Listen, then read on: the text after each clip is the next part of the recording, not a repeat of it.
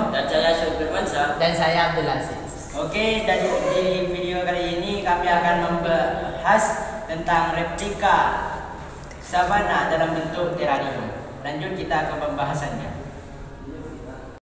Oke, sabana merupakan sebuah hamparan padang rumput yang didominasikan semak pendu. Dan sabana juga terdapat pohon dan beberapa jenis pohon yang menyebar secara menyebar. Sabana memiliki curah hujan yang cukup rendah serta memiliki iklim yang sangat berubah-ubah tergantung pada musimnya. Iklim pada sabana tidak cukup kering untuk dikatakan gurun dan tidak cukup basah untuk dikatakan hujan. Sabana umumnya terbentuk di antara daerah subtropis dan tropis karena rendahnya intensitas curah hujan. Sabana terluas di dunia terdapat di Afrika dan Australia.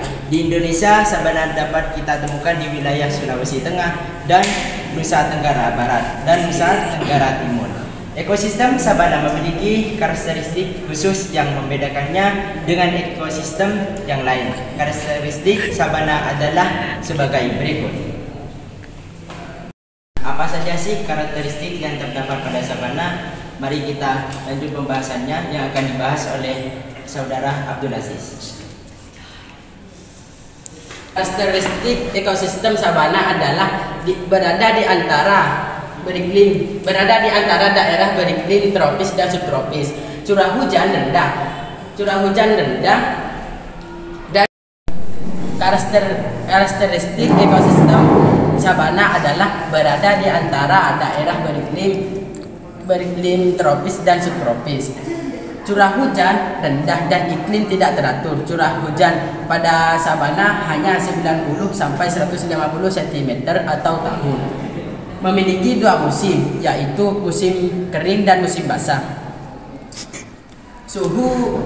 Bersuhu panas sepanjang tahun. Apakah ciri-ciri savana? Kita langsung ke pembahasannya yang akan dibahas oleh Syurfirmansyah.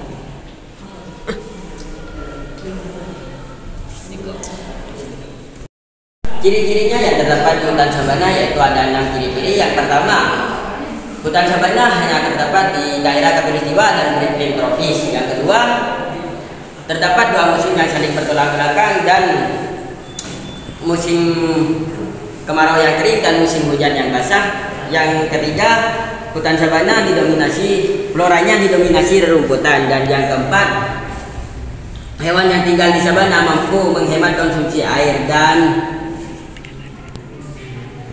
suhu udaranya cenderung panas sepanjang tahun. Memiliki resapan air atau bisa disebut dengan porositas dan pengairan atau bisa disebut dengan dryness yang cukup baik. Dan hutan sabana mampu berubah menjadi berbagai bentuk. Dalam hutan sabana terdapat keberagaman flora dan fauna yang akan dijelaskan oleh Miftahul Rahman.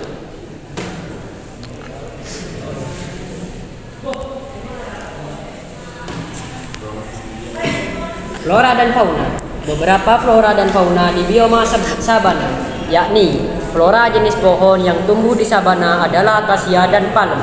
Meski begitu, pohon ini tidak tumbuh rapat, melainkan tumbuh menyebar secara jarak, berselang-seling, dan tidak beraturan. Sebagian besar sabana hanya ditumbuhi rerumputan karena curah hujannya yang sedikit.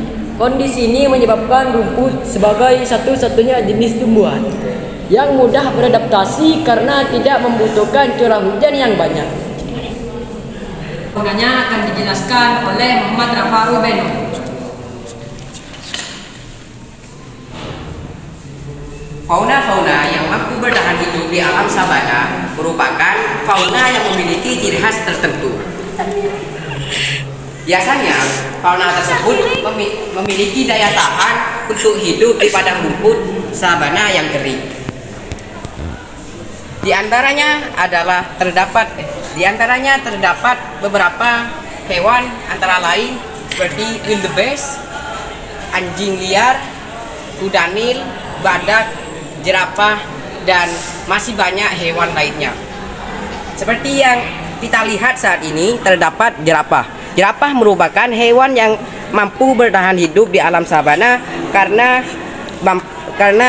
hewan ini berhasil beradaptasi tanpa adanya curah hujan yang tinggi. Ya, cukup sekian pembahasan replika hutan sabana yang terdapat di terarium. Kurang lebihnya mohon maaf. Assalamualaikum warahmatullahi wabarakatuh.